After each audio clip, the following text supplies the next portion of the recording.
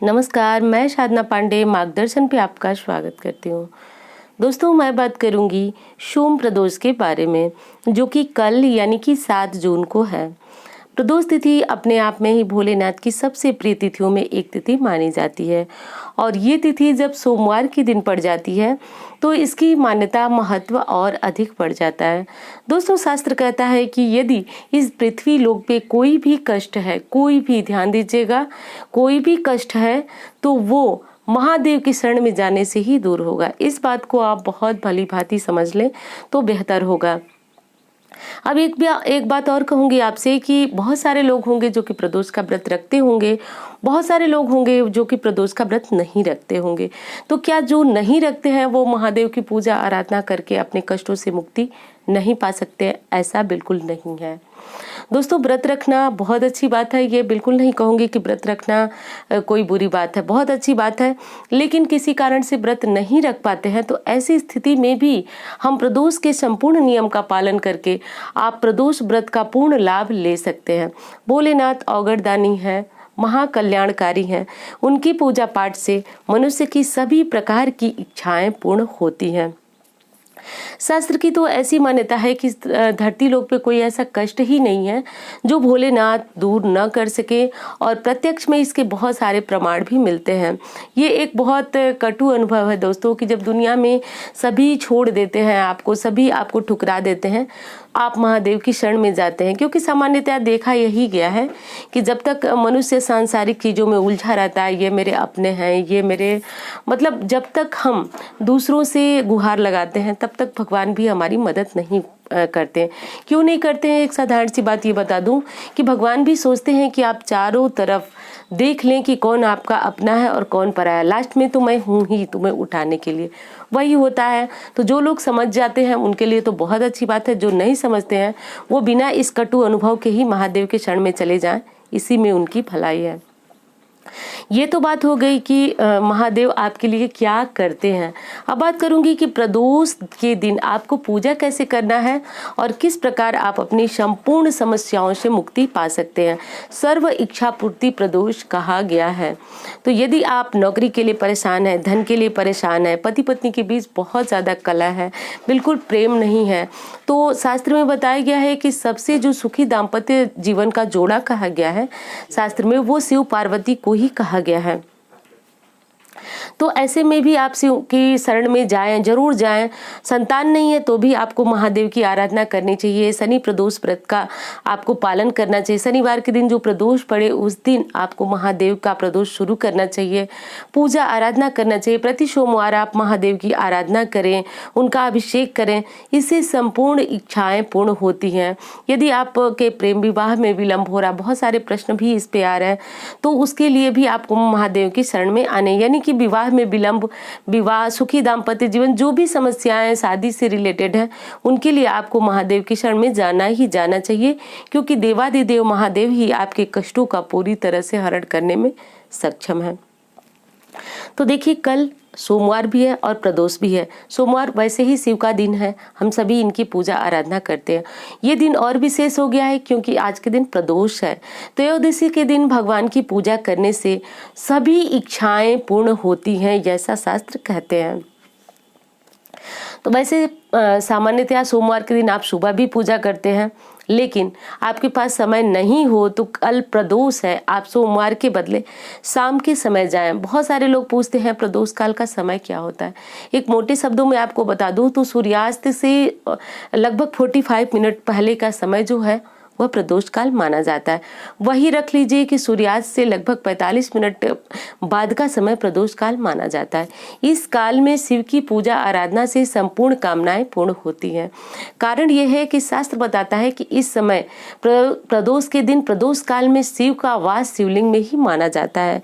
तो आज के दिन शिवलिंग की का पूजा आराधना अभिषेक करने से शिव जो है आपकी संपूर्ण तकलीफों को दूर करते हैं और उनकी कृपा प्राप्त होती है।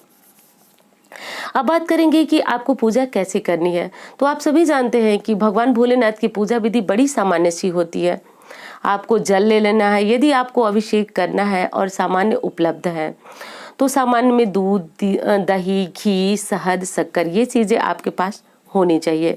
यदि है तो बहुत अच्छी बात है, नहीं है तो कोई समस्या नहीं, गंगा जल जरूर होगा, वो ले लीजिए, आप साधारण जल ले लीजिए। सर्वप्रथम आप शिवलिंग को अभिषेक कीजिए। बहुत सारे लोग पूछते हैं कि सबसे पहले किसकी पूजा करें। घर में मैं भी बताती हूँ, सभी बताते हैं कि गणेश जी की पूजा सबसे पहले। मंदिर में भी चाहे तो आप गणेश जी की पूजा करें, लेकिन शास्त्र बताता है कि शिवलिंग में जो है पूरा शिव परिवार विराजित होता है। यदि आप शिवलिंग का अभिषेक करते हैं तो संपूर्ण शिव परिवार की पूजा आप शिवलिंग के पास, शिवलिंग में ही कर लेते हैं। तो आपको सबसे पहले साधारण जल से भगवान भोलेनाथ को स्नान कराना चाहिए। स्नान के बाद यदि आप पंचामृत जो मैंने बताया, दूध, दही, घी, शहद, शक्कर, ये सारी चीजें लेकर के आप महादेव को अभिषेक कराएं। एक साथ यदि आप मिलाकर के मंदिर ले गए या फिर घर पे कर रहे हैं, एक साथ सारी चीजों को मिश्रित करके कर रहे हैं तो भी कोई समस्या नहीं है, अलग अलग कर रहे हैं तो भी कोई समस्या नहीं है। एक चीज जो है मैं खुद देखती हूँ, अपने अनुभव से आपको बताना चाहूंगी। मंदिर में मैं देखती हूँ कि बहुत सारे लोग शहद अभिषेक के नाम पे बिल्कुल एक बूंद शहद जो है महादेव को गिराते हैं।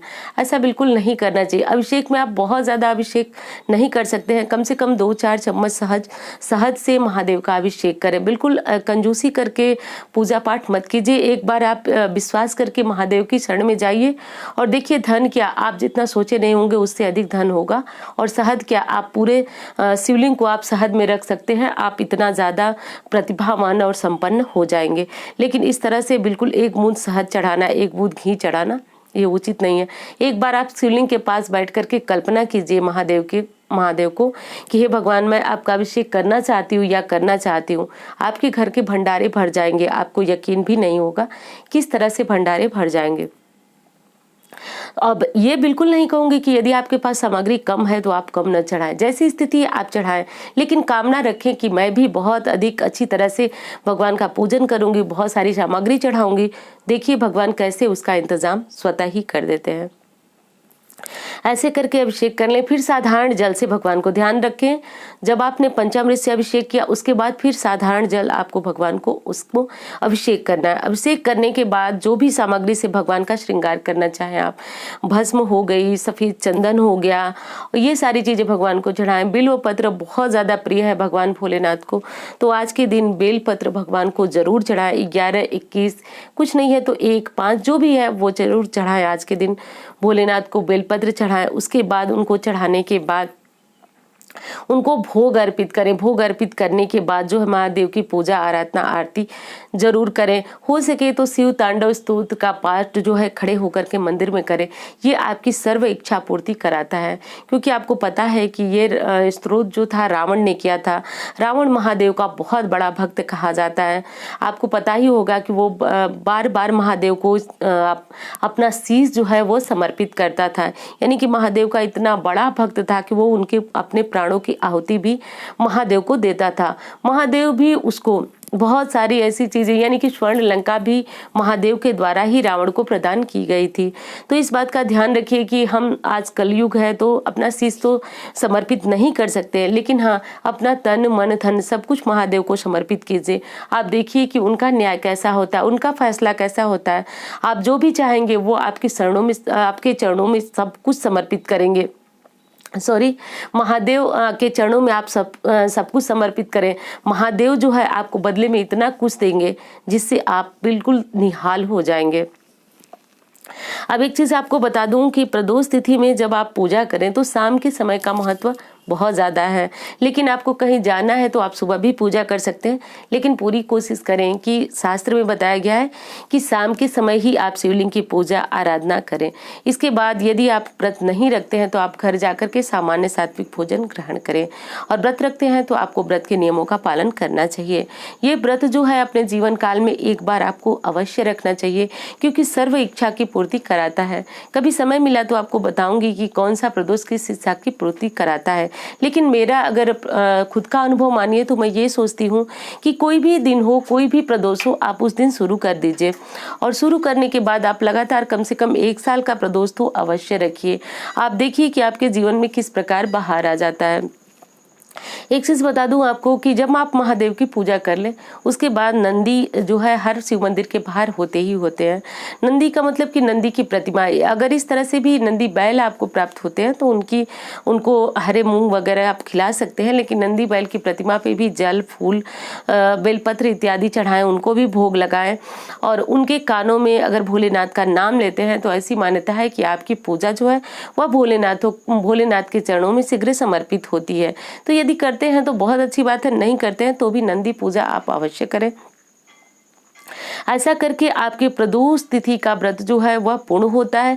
फिर एक बार कहूंगी, व्रत नहीं रखते हैं तो भी आप महादेव को आज के दिन बिल्कुल ना भूलिए, क्योंकि मुझे पता है जब आप लोग के प्रश्न आते हैं तो आप लोग कितने ज़्यादा परेशान हैं और बहुत सारी परेशानियां, मैं एक एक परेशानी को बिल्कुल गिनवा नहीं सकती हूँ, क्योंकि आजकल आप देख रहे हैं मेरी भी तबीयत बहुत अच्छी नहीं चल रही है और आपके प्रश्न बहुत ज़्यादा आ रहे हैं, उनका मैं उत्तर भी नहीं दे पा रही हूँ। लेकिन मेरी पूरी कोशिश है कि कोई भी व्रत त्योहार आपसे छूटे नहीं, तो इसलिए मैं भी आपके लिए बहुत कोशिश कर रही हूँ और पूरी उम्मीद है कि आप आज कल के दिन महादेव की शरण में जरूर जाएं। आप अपनी तैयारियां आज से ही शुरू कर लें, जैसे कि आज कल सोमवार है और प्रदोष है, तो शिव की कोई भी प्रिय तिथि में बेलपत्र को हाथ भी नहीं लगाना चाहिए। तो ऐसे में आज ही आप बेलपत्र तोड़ लाएं, समी पत्र ले लें, समी के फूल यदि प्राप्त हो जाएं तो बहुत ज़्यादा शुभ माना जाता है। शास्त्र में शिवलिंग पे समी पत्र चढ़ाना, धतूर, आंकड़े का फूल, ये सारी चीजें प्राप्त होती हैं तो बहुत अच्छी बात है। नहीं प्राप्त होती हैं कोई समस्या नहीं है। शिव तो ये कहते हैं कि तुम बस मेरी शरण में समर्पित हो जाओ, मुझे सामग्री की कोई विशेष आवश्यकता नहीं है, एक लोटा जल यदि है तो वही चढ़ा दो, उससे भी मेरी कृपा जातक को प्राप्त हो ही जाती है। तो इस बात को जरूर ध्यान रखें। एक बार फिर कहूंगी, व्रत रहें या नहीं रहें, लेकिन कल के दिन शिव मंदिर आप देखिए, आपके यहाँ यदि स्थिति सही है तो शिव मंदिर जरूर जाएं, नहीं है तो घर में पूजा करें, लेकिन पूजन जरूर करें। उम्मीद करती हूँ जानकारी आपको बहुत पसंद आएगी। मिलती हूँ इसी तरह की वीडियो के साथ। धन्यवाद।